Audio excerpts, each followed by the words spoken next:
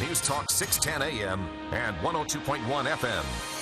KBNU. KBNU News Time is 4:05. I'm Bill Walter with this news update brought to you by Northern Steel Building. A 35-year-old man is being held in jail without bail after allegedly leading law enforcement on a high-speed chase through the western part of Logan.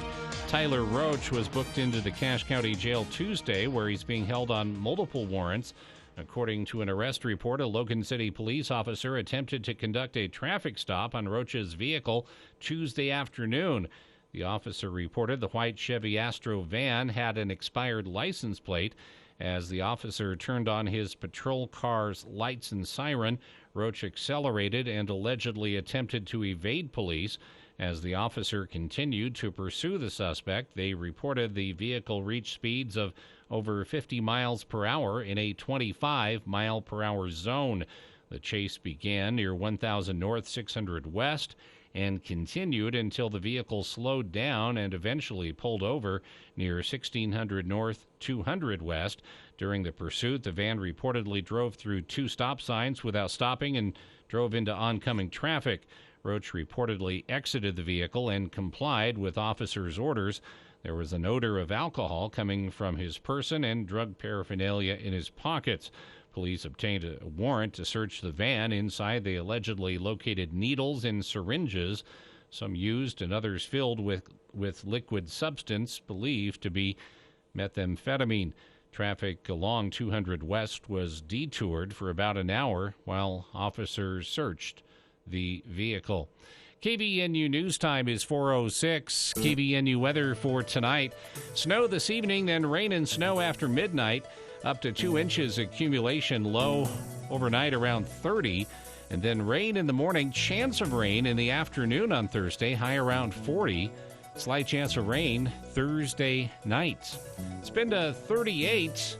Right now we have 36 at KBNU. KBNU weather brought to you by U&I Furniture.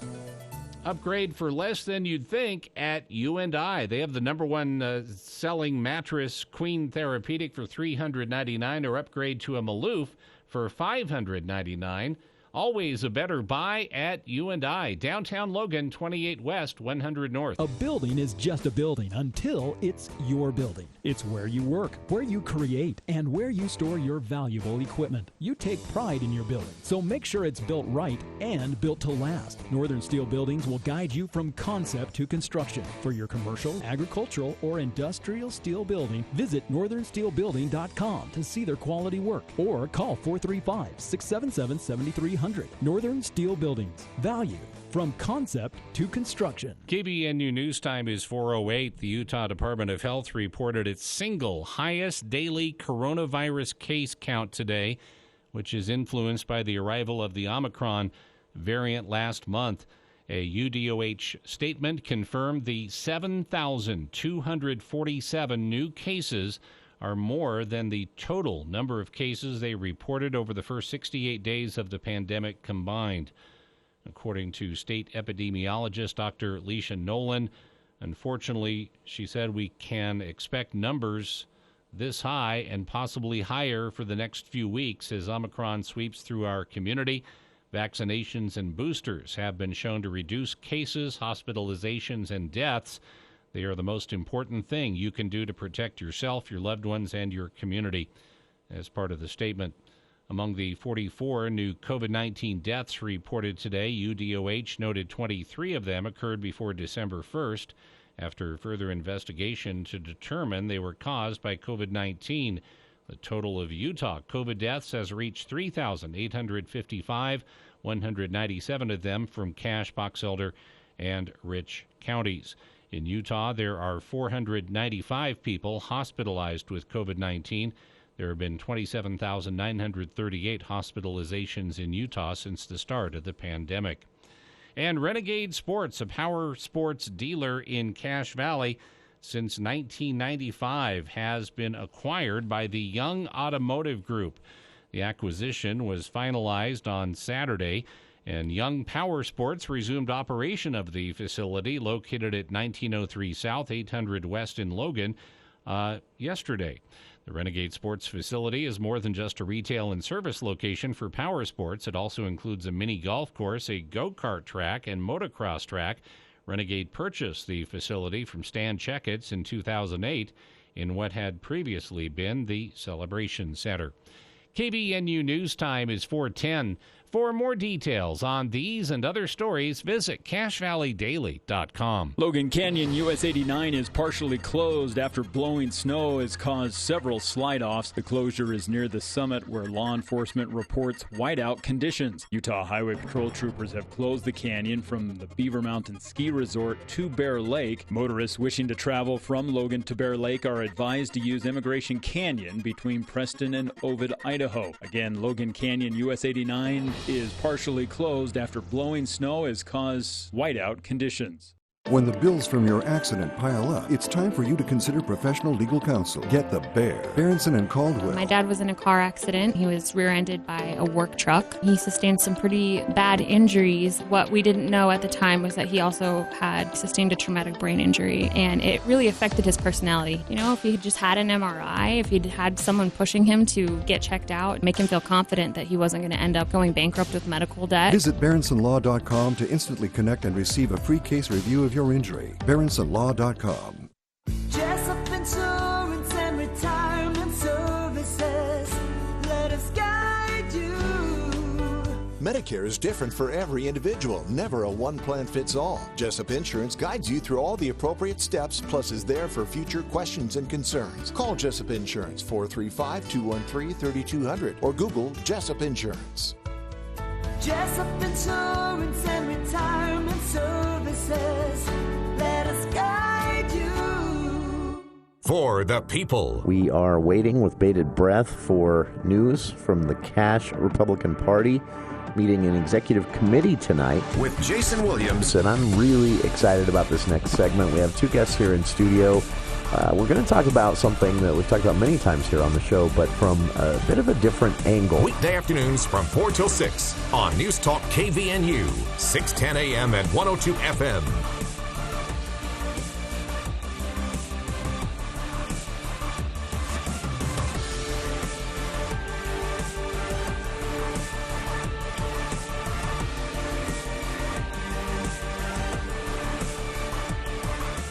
Welcome to KVNU's For the People.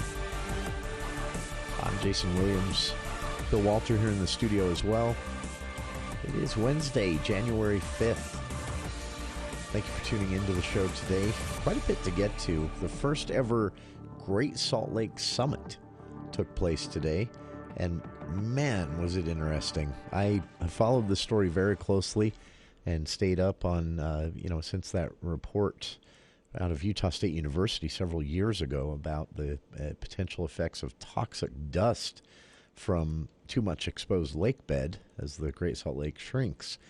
I've really paid close attention to this one, but I learned a lot today in just the few minutes here and there that I was able to watch throughout my day. The whole event was streamed live in a Facebook event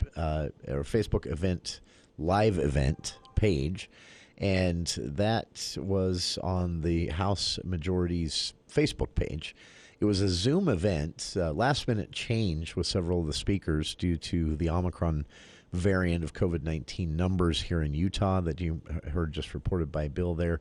Last-minute change to move most of this event to not in person, and it became a Zoom event. That change was a decision made late last night and was not announced, so they did allow those who did show up in person at the Davis Convention Center to go inside out of the rain and watch the video, but the entire event ended up being virtual due to lawmakers had a heads up on the Utah Department of Health report that was coming today, and so they didn't want to chance it with a large in-person event. It will be available in its entirety soon. I spoke with Alexa Roberts of the Utah House of Representatives communications team, and she said they're working on that, turning the Zoom video into YouTube clips for the Utah House of Representatives YouTube channel. So keep an eye out for that, and I'll post links as well. But she was nice enough to send along some audio. So we do have some highlights for you coming up in hour 2 of today's show. And the one that really stood out to me was a team of people from California that were invited to speak at this summit today. And they've been working for 20 years now, and they are the fourth group. So this dates back to actually the 1950s when this first began, a restoration effort of a salt lake in California known as Owens Lake. It's on the eastern side of the Sierra Nevadas, just outside of a town called Lone Pine, California, if you're familiar, and that gives you the location. But it is a salt lake that was basically depleted through human negligence, to the point where, as things got drier and drier with climate change and growing population and water demand, eventually the lake started running dry every year. And then the lake started staying dry every year. Once the ground had dried out enough, with the lake not being there, any water coming into the lake at that point was basically just saturating into the soil, and the lake never actually turned into a lake. That same year, the dust storm started, and the particulate matter was so toxic from that lake bed that scientists monitoring the air quality eventually had to tell residents of surrounding towns thousands of people were evacuated because of a windstorm. So efforts began to restore the lake, and the presenters today talked mainly about what this is costing the county and the state of California to restore this lake to, well, make the area livable, or more livable at least, and to keep some of the agricultural industry that's really struggling afloat. The costs alone will surprise you, but what they have to do to mitigate the dust it was a nice warning. And Speaker of the House Brad Wilson said today, if you don't think this is a real possibility here in Utah, you are fooling yourself. It is possible without water conservation. If we don't start using so much water, if we don't start thinking more about how to protect and even restore some of the damage we've already done to the Great Salt Lake and its ecology, the Speaker of the House, a Republican lawmaker from Kaysville, Brad Wilson, said we could see the Great Salt Lake disappear. And with that comes a loss of snow effect or lake effect snow, which analysts believe extends the ski season here in Utah about 2 to 3 weeks every year.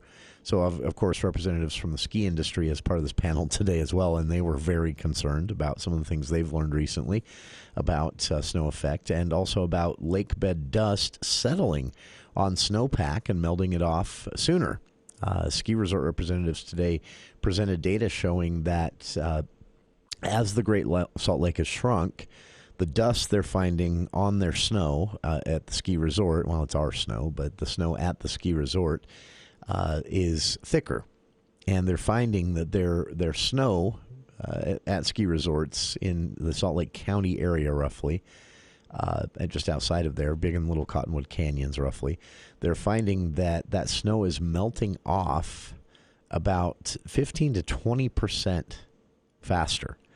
So if this is happening throughout the mountains, our snowpack isn't going to last as long as we need it to, even in a good year of snowpack. So there were a lot of scary things presented today, but there was a lot of discussion too of solutions, things the state can do. And the theme overall is, basically this. It's going to be a lot cheaper and more effective for us to get ahead of this now than it's going to be to try and restore the lake once it's too far gone. So we've got highlights from the event today. That's coming up in hour 2 of today's show. Before we move on to the news of the day, this announcement just coming in from our newsroom, and I was a bit surprised by it because you look out the window here, it doesn't look too bad here on the valley floor, but of course, parts of Logan Canyon, very different elevation, very different conditions, especially when it comes to wind. So be advised, Logan Canyon is closed. Logan Canyon closed due to whiteout conditions. US 89 through the canyon there, partially closed due to blowing snow and several slide-offs. The closure apparently is near the summit, and Utah Highway Patrol is reporting whiteout conditions near the summit there as well, leading to these slide-offs. And so the canyon is closed. Utah Highway Patrol troopers closed the canyon from Beaver Mountain Ski Resort to Bear Lake. That closure began at about 3:45 p.m., so just about 15 minutes before our show started today. They closed the canyon. Again, that is from Beaver Mountain Ski Resort to Bear Lake. So here to Beaver Mountain, still open. Canyon closed at Beaver Mountain Ski Resort all the way to Bear Lake. Well, and importantly, people at Beaver Mountain can get home. Yeah, you can get home. Yeah. They're not hearing this right now, probably, unless if they're out there east, skiing. Unless they're headed to, Garden City. Yeah, if you headed up to Beaver Mountain from Garden City today, you've got a long ride home ahead of you, down into Logan and up through Preston. Or you can wait it out. But who knows? The weather is always unpredictable here in Utah, but the storms this week have been especially different than predicted.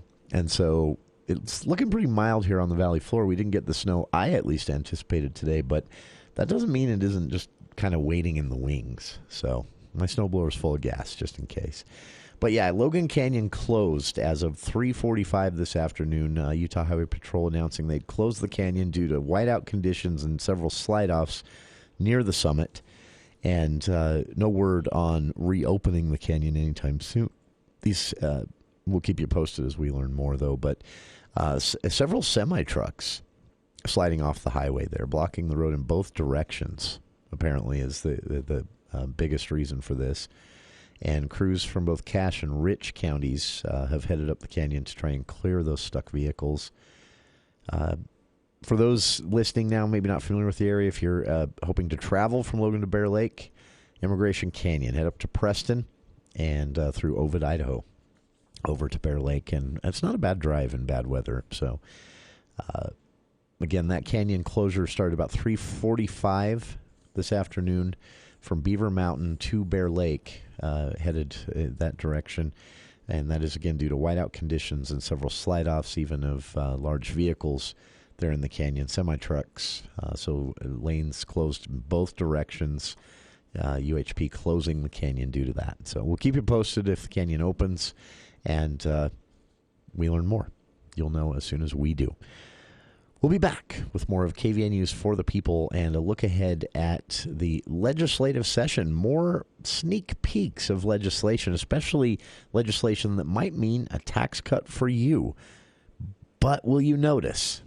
We'll talk about it right after this.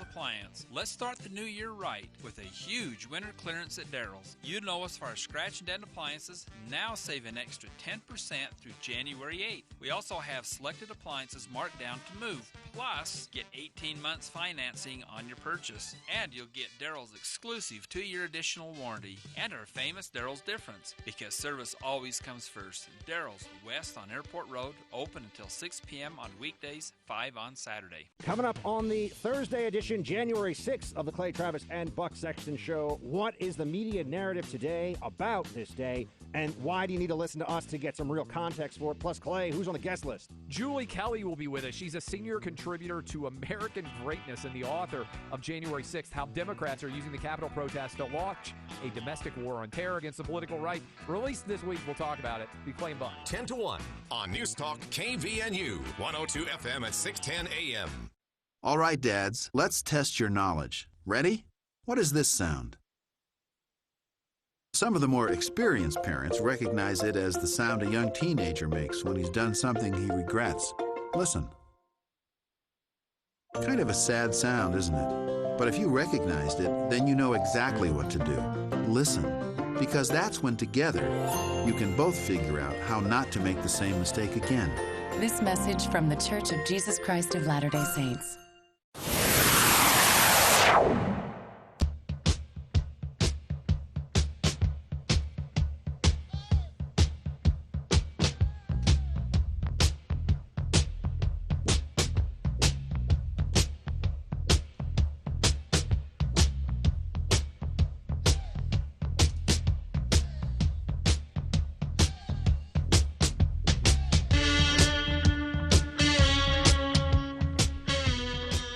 Welcome back to KVN News for the People.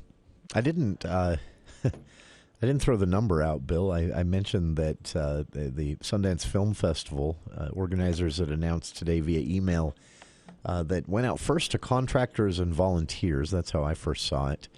The Sundance Film Festival canceled the planned in-person festival this year. Last year it was all virtual. This year they'd hoped for a hybrid. And due to the spread of Omicron, the Delta or COVID-19 variant, latest COVID-19 variant here in Utah, they canceled it this morning. All in-person screenings and Sundance Film Festival events are canceled. There will be a virtual festival, but they're throwing that together hastily, so who knows how that's going to work. I'm very disappointed about that, but it's, again, another sign that Omicron is here. If you remember, last week we talked about this. Dr. Angela Dunn, now head of the Salt Lake County Health Department, former state epidemiologist and a name and face you probably got to know pretty well throughout 2020. She was a part of our show almost every day for several months. She announced that in their analysis that Omicron would be the dominant version of COVID-19 here in Utah by week 2 of January. And it's we're basically headed straight to that. It depends on if you think of week 2 as the end of week 2 or the start of week 2. But we look... Well, it's definitely week 1. Yeah. And, I'm thinking by the start of week 2, yeah. Omicron... Well, it seems like it is already. They're saying, 90%? Sure. Of all new cases so far? Yeah, it's going to wipe Delta out. And it's, there's good and bad. I've been doing a lot of reading about this virus and listening. There's some great podcast content out there, too, especially the latest episode of the New York Times Daily. They speak with a couple of virologists about how this works. But basically, Omicron... Epidemiologists believe that the Omicron variant is going to replace and kill off Delta, which is good because Delta was more dangerous as far as severe symptoms, hospitalizations, and deaths. Omicron, much more mild in that respect. The problem is it spread so easy. In fact, you remember back in mid-summer 2020, I remember we spoke with Lloyd Berenson, who was the executive or the epidemiologist and executive director of the Bear River Health Department, and he said what they were learning about COVID-19, the original version, before it mutated through all these human bodies and eventually these variants developed. The original version, I remember Lloyd telling us, if you are exposed to a person who has the virus, if you're in the same 6-foot space with them for 15 minutes, or if you're within 6 feet of them for 15 minutes, you got it. That's basically what they were learning about the spread of COVID-19. And then, of course, if you're outside, that risk goes down unless, as Lloyd told us in that same interview, if a person turns and coughs in your face, you've also got it, even if you're out in a windy park. That was July 2020, I think, when we did that interview with Mr. Berenson. And I thought about that as I've been reading and trying to learn a bit about the Omicron variant. So then along comes Delta, first discovered in India, and Delta spreads kind of like COVID-19, but a little better. Instead of being a round particle, it's flat, so it coasts on the air a bit longer, but not much longer. The real impact of the Delta variant is that it actually proved to be more deadly than COVID-19. It had a tendency to infect and have an effect on lung tissue more quickly and more efficiently, and I don't mean efficiently in a good way for us, than COVID-19. So now here comes Omicron. Omicron, this is a gross oversimplification, and I urge everyone to go read about this. There's some great content out there from experts, not your uncle on Facebook or some Yahoo with a YouTube channel. But experts writing about this, some great stuff out there that's pretty easy to understand. But my understanding is it sits in your nose more than your lungs. And again, that's a gross oversimplification. But what that means is, one, people are not getting as sick from this virus. There will be fewer hospitalizations in relation to the number of cases, and that put a pin in that. We'll get back to that, which is where the Utah Department of Health was coming from today in their statement. So it's a milder version of the virus. It doesn't head to the lungs as quickly as the Delta variant or original COVID-19 did. Therefore, fewer people of those who test positive, a lower percentage who get this virus, that's the way to say it, are going to end up in the hospital or dead. And that's good. The problem is The same thing that makes it less likely to cause severe symptoms or even hospitalization is the same thing that means it spreads so easy, because it sits in the nose. And therefore, it's just hanging out. It also happens to have a different shape and structure to it. It basically floats on the air like a ribbon for up to an hour, as opposed to that 15 minutes that Lloyd Berenson first told us about in 2020. And so that's, again, gross oversimplifications. Those are the basics of why we're seeing what we're seeing. So the Utah Department of Health today, again, reported 7,200 new COVID-19 cases. That is a record for a single-day report. And the state epidemiologist who replaced Dr. Angela Dunn when she left to head up the Salt Lake County Health Department said, as Bill read in the news at the top of the hour, this is a single-day record, and it is going to get worse before it gets better. The hope is that things will decline as quickly as they increase. So we're going to see 2 to 3 weeks of explosion, and then a quick 2-3 week decline back down to some kind of equilibrium. And the larger hope, fingers crossed, is that Omicron will then replace Delta entirely, at which point, continuing to focus on vaccinations, 3 doses, and chugging along, we could actually start to see the pandemic wind down. We could actually start to see. This is, well, best case scenario is we all do a better job than we did in 2020, and it doesn't become political, and we don't get silly about vaccines and all that stuff. That didn't happen, obviously. Unfortunately, there was a presidential election, so we are where we are. And so best case scenario now is this, that a version of the virus erupts through a mutation. And that's always a risk, because you could see the opposite happen. And that's still a possibility because it spreads so easily. It's still a possibility with Omicron as well, that before Omicron has a chance to wipe out Delta and begin winding down this pandemic, finally, you see a variant arise out of this Omicron wave that is worse than Delta, at which point we head in the other direction. So that's basically where we're at. This is in response to a listener's question. A listener emailed in and said, I don't get it. If the cases are this high, why are people saying this is a milder virus? That's my best attempt at an explanation, and I did reach out to the Bear River Health Department to make sure that I was saying this correctly. I don't want to head where we're talking about health and possibly someone's life. I don't want to have anyone head off in the wrong direction with something I said. So that is my best attempt at explaining all of this. The reason they say it's a milder virus is that the average individual is going to have a very mild experience with this, more contagious than, I mean, literally at this point, I think we could say this is the most contagious virus we've ever seen, the Omicron variant of COVID-19. But most people are going to have a mild experience with it. The problem is when you're seeing, it's a numbers thing.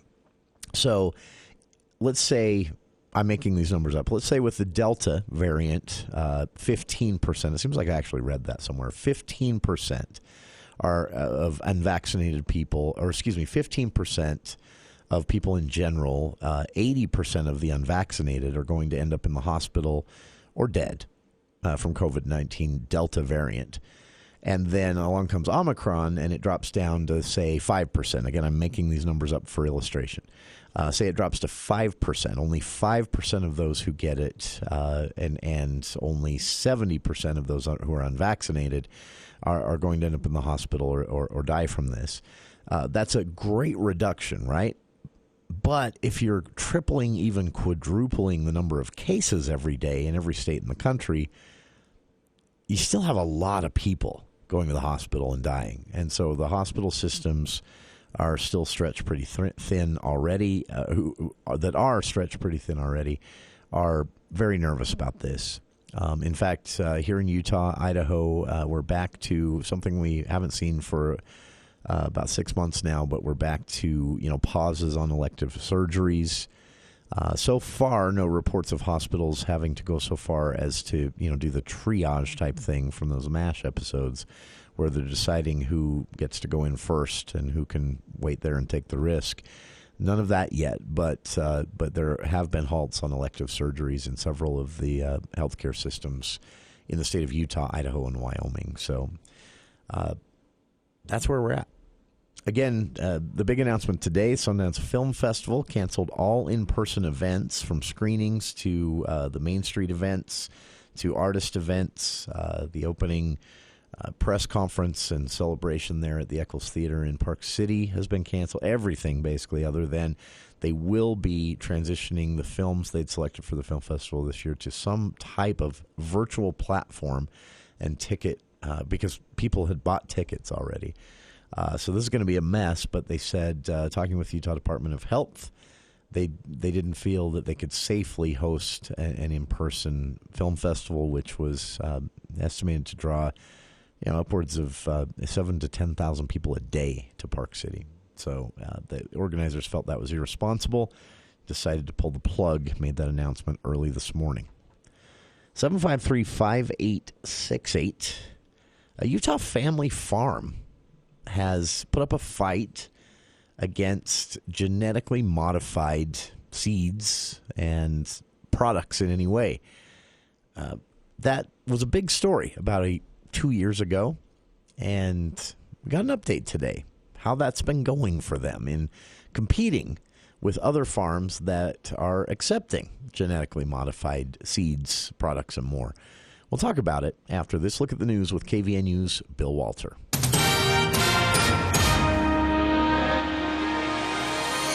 Thank you, Jason. KVNU News Time is 4:36. The news is brought to you by Roof Rescue. Logan Canyon, US 89, is partially closed after blowing snow caused several slide-offs. The closure is near the summit, where Utah Highway Patrol reports whiteout conditions. Patrol troopers closed the canyon from the Beaver Mountain Ski Resort to Bear Lake at around 3:45 p.m. Several semis slid off the highway, blocking the road in both directions. Crews from Cache and Rich counties are attempting to clear the stuck vehicles. Motorists wishing to travel from Logan to Bear Lake are advised to use Emigration Canyon between Preston and Ovid, Idaho. The landscape of downtown Logan is scheduled to change significantly in the next 60 days. At the Logan City Council's first meeting of the new year on Tuesday, Mayor Holly Daines confirmed that demolition of the now vacant Emporium building on Main Street will begin during January. Just blocks away, she added, the demolition of the Logan Library is set for February to make way for a new library facility. The demolition of the Emporium is the first step in Daines' ambitious plan for the revitalization of downtown Logan. The removal of that structure will make room for the construction of a community plaza later in the spring. That project will provide a gathering place and entertainment venue for local residents and visitors. Construction of the plaza is expected to begin in the spring. The demolition and replacement of the Logan Library will involve a more complicated process, according to city officials. The plan calls for construction of a 3-story library structure oriented primarily along Main Street, stretching south from the corner of 300 North.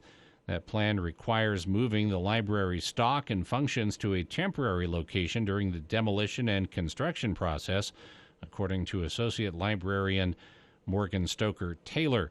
The temporary library location will open during February of 2022, and demolition of the old library structure will begin. Construction of the new library is expected to begin in March, with the new facility expected to open in the spring or summer of 2023. And doctors' offices and urgent care centers are bracing for impact as they again face high patient demand and more staffers out sick from the super contagious Omicron variant. The number of new COVID-19 cases across the U.S. reached a new record this week, and some primary care providers fear they will be overwhelmed by the surge. Dr. David Peterman with the Primary Health Medical Group in southwestern Idaho says Monday marked the second busiest day for urgent care patients in the company's history. KVNU News Time is 4:39. If you think it's expensive to hire a professional, just wait until you hire an amateur. Why the heck is the roof leaking? Larry, you said you got it fixed. I thought it was fixed, Donna. Everything was fine until it started raining. Larry, that's the point of fixing the roof, is so we can actually live here when it's stormy outside. This is David with Roof Rescue. Our experienced roofing team is tried and true and will fix your roof guaranteed. Visit roofrescueusa.com to schedule your free roof inspection. Roof Rescue, providing watertight peace of mind. KVNU weather. Winter storm warning continues for the mountain locations. Winter weather advisory in the valley locations until 5 o'clock tomorrow morning. Snow this evening, then rain and snow after midnight. Accumulation up to 2 inches. Low around 30. Rain in the morning, then a chance of rain in the afternoon on Thursday. High around 40. Slight chance of rain Thursday evening. And right now, after reaching 38, it's 35 at KVNU.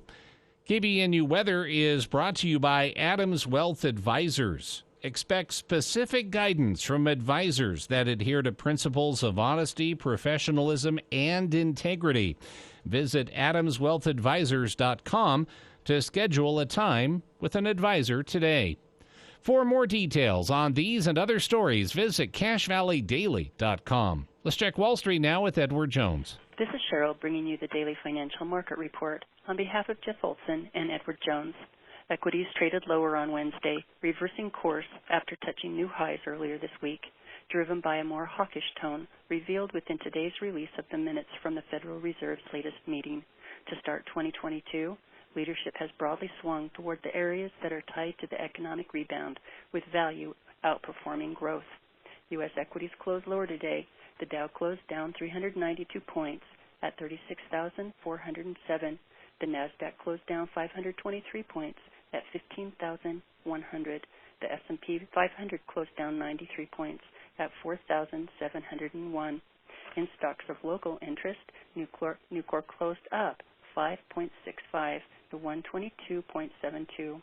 Thermo Fisher was up 0.52 to 618.52. Wells Fargo was down 0.46 to 52.29. Walmart was up 1.92 to 143.92. Apple was down 4.78 to 174.93. Northrop Grumman was down 2.0 to 394.99.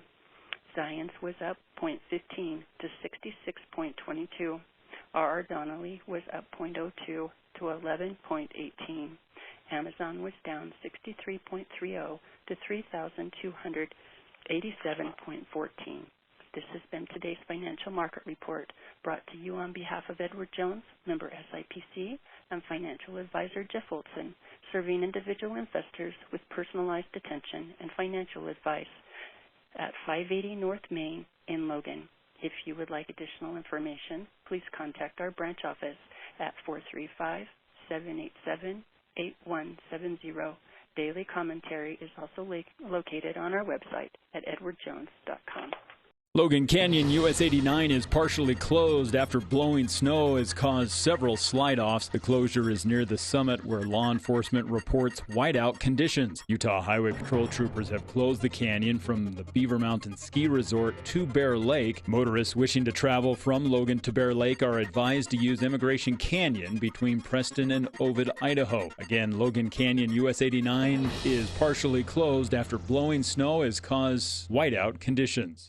With so much financial uncertainty, are you wondering if your retirement savings will last? The market's ups and downs can keep you guessing, especially if you're approaching retirement or considering it. If you have more questions than answers about what's next, your Edward Jones financial advisor can help you prepare for your journey. After all, retirement isn't the end of the trek, it's a new beginning. Visit edwardjones.com or stop by your local Edward Jones office. Edward Jones, member SIPC. This is Mark Thurston from White Pine Funeral Services. On behalf of all of us here at White Pine, we want to thank the community of Cache Valley for your support this past year. Thank you for selecting us as a silver winner for the Best of Northern Utah. We look forward to many more years of working with you here in our community. We know you have a choice, and we hope you will consider White Pine Funeral Services. If you have questions about cremation, funerals, or planning ahead, please contact us or visit whitepinefunerals.com. White Pine Funeral Services, here when you need us most.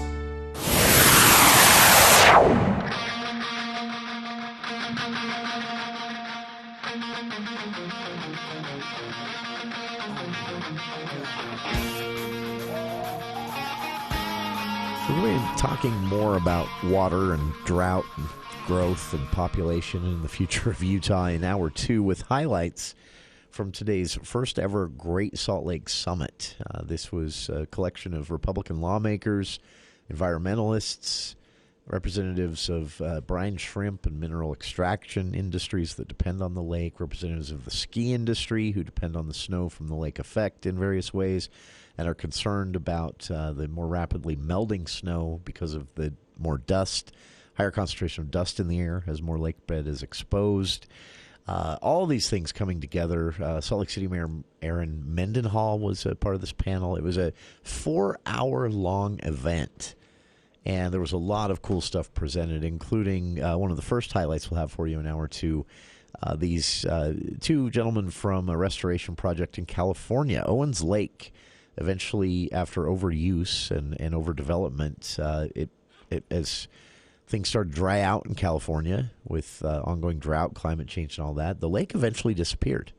The ground was so dry and the lake so depleted that eventually the water coming into the lake was barely enough to soften the soil under the lake bed and keep it muddy. But there was no lake. Soon after that, the winds started kicking up the dust. Soon after that, local health departments were telling people, you've got to evacuate because the air is too toxic after this windstorm. So restoration efforts began in the 1950s and still go today. It was a fascinating presentation, not only on this effort itself in California to save this salt lake, one of California's few salt lakes, or one of two, I think, in California only, and what could happen here in Utah, including some estimates of what it would cost the state of Utah to mitigate the effects of a shrunken or disappeared Great Salt Lake. So we'll get to some of those clips from the summit that happened earlier today in Hour 2 of today's show. On a related note, this has been the coolest series to follow. And unfortunately, they only update it, I think 2 or 3 times a year with a new story. But the Salt Lake Tribune 2 years ago began a series called The Future of Farming in Utah. And they talked about this family in the inaugural article, the first ever article. They talked about this family, the Jensen family in Gunnison Valley. And the reason they were talking about them then, 2 years ago, is that they ran this large family farm. They grew lots of things, alfalfa, corn, all kinds of things. They had about 60 head of cattle that they would graze through some of their land that wasn't being used that year. And generally that's how this family made their money. And they've been so successful that this farm that one of the family members started when she was 14 actually now employs the entire family, including her parents, who moved away and then moved back to Utah for this, to the Gunnison area. So just a really cool story all around. But the reason they were spotlighted 2 years ago as the first article in this Future of Farming series from the Tribune was that they had rejected Monsanto and all pesticides, genetically modified seeds, any kind of growing or feeding or harvesting that involved chemicals or methods not known to the natural world, it was described in the article. They said no to all of that.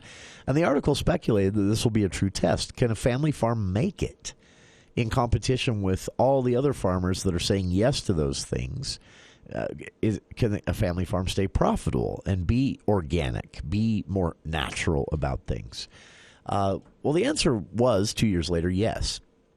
But the reason they got the Jensen family got a second spotlight in this Future of Farming in Utah is that some of the some of the methods they had to adopt to grow crops and feed cattle and everything that would be involved with a large family farm. They had to adopt certain methods because they were saying no to certain cultivation methods that are harsh on the environment, either through pollution or through actually having a damaging effect or an erosive effect on soil, to saying no to genetically modified seeds, to saying no to pesticides. In order to do all that, they had to adopt certain methods of farming.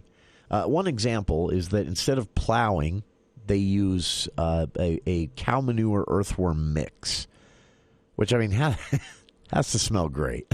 That has to be just a super pleasant thing to run across on a hot day. The cow manure earthworm pit at the family farm.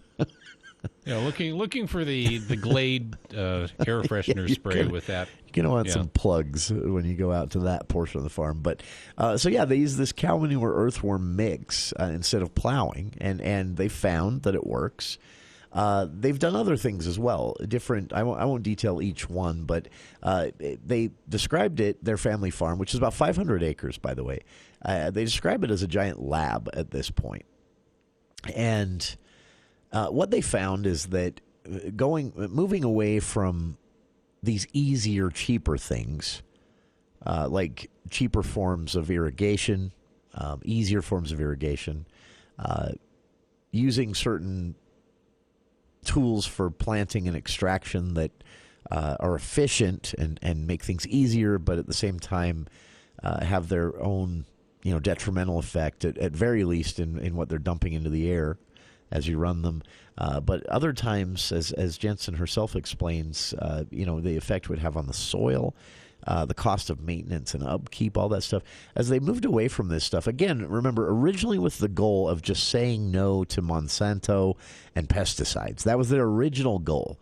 To pull that off, they had to adopt some farming methods that, and they couldn't have planned this. No one knew last year was going to be the worst drought in 75 years here in Utah. But what the Jensen family found, again, not their goal, but what they found in the drought year last year, in their area, Gunnison, remember, was the area where the big reservoir there in Gunnison actually dried up. First time in 70 years. Dry, not a drop in it. The Jensen farm was the only farm that actually made money last year in the entire area, which I shouldn't laugh about, I guess. It just seems so ironic. Here's this farm that was described 2 years ago as, really facing this uphill battle. They're going to have to be, they were going to be buying more expensive seeds, and they were going to be farming in less efficient ways, and all of this to be more natural, to get away from genetic modification, to get away from pesticides, all of that. And the question in that article 2 years ago, again, was, can they make it in competition with all the other family farms that are not going to be saying no to these things? And then here's this article from just today detailing their experience in a drought year, in which the Jensen family found that all these things they were doing to stay away from pesticides, genetically modified seeds, different forms of planting and extraction and harvesting, all of that actually helped them have a much better drought year than most of the farms around them. One of the items presented is that they found out, so this organic, this cow manure earthworm mix that they were using, their original goal was just to avoid plowing.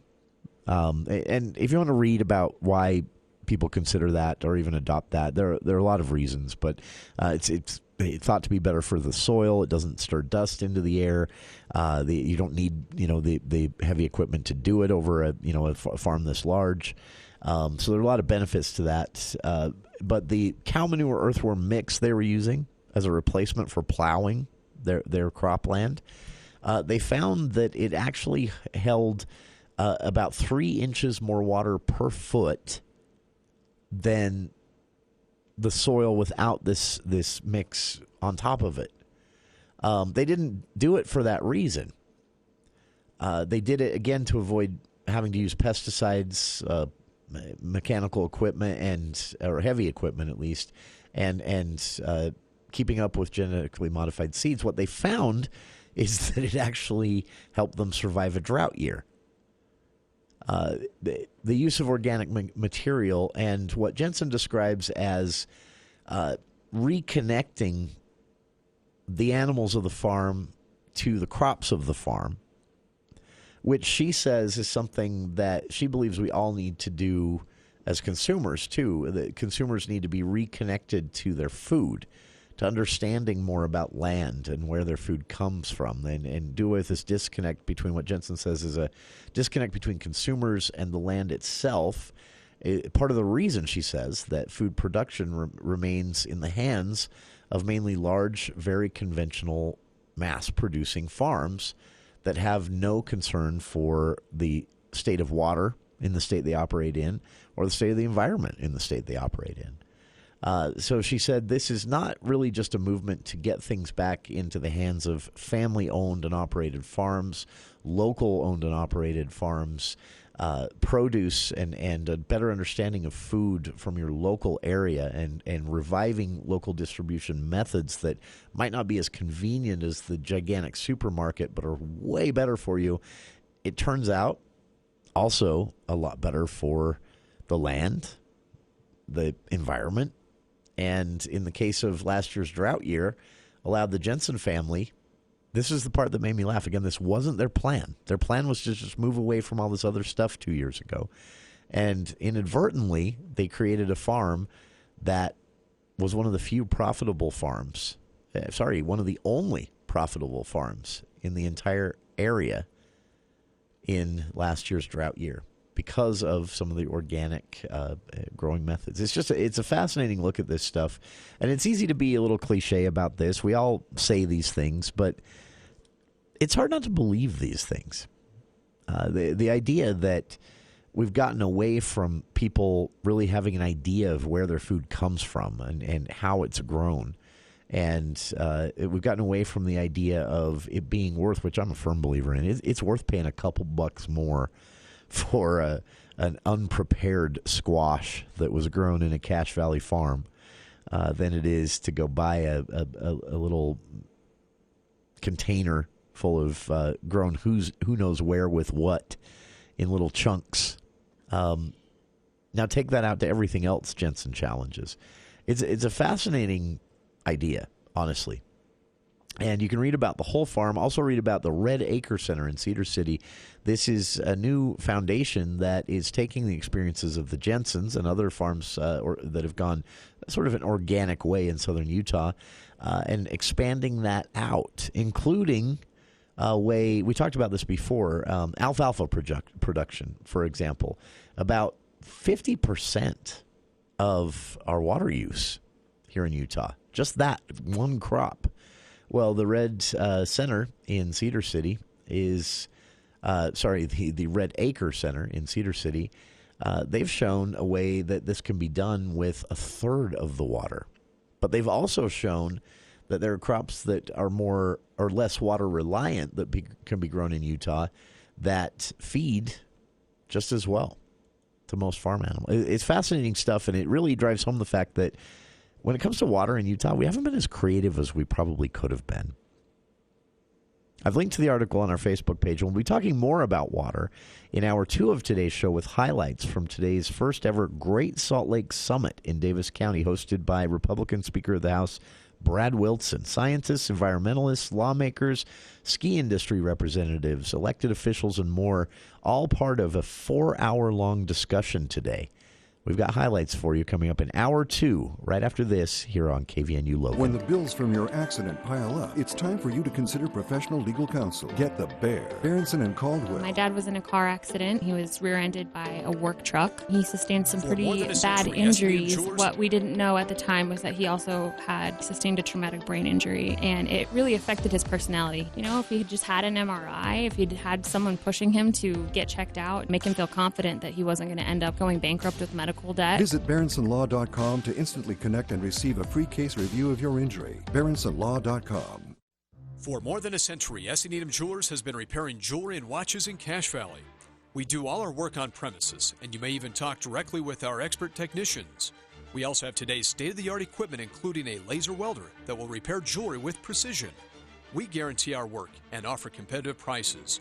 So whether repairing your precious wedding ring, sizing a ring, or simply changing a watch battery, come to Utah's oldest jewelry store with today's newest technology and repair. S.E. Needham Jewelers, middle of the block at the sign of the clock. Hi, this is Drew Allen with Allen Mortuaries. Over the years, thousands of families have planned ahead with Allen Mortuaries. Planning ahead helps you make informed and thoughtful decisions. It also spares your family the stress of making these decisions under the pressure of time and strong emotions. Allen Mortuaries' secure pre-need trust plan can save you nearly 40% versus other plans. Keep it simple, safe, and secure. Go with the proven choice, Allen Mortuaries. Voted best funeral home in Cache Valley in northern Utah. Allen Mortuaries. Then, now, always. KVNU, Logan.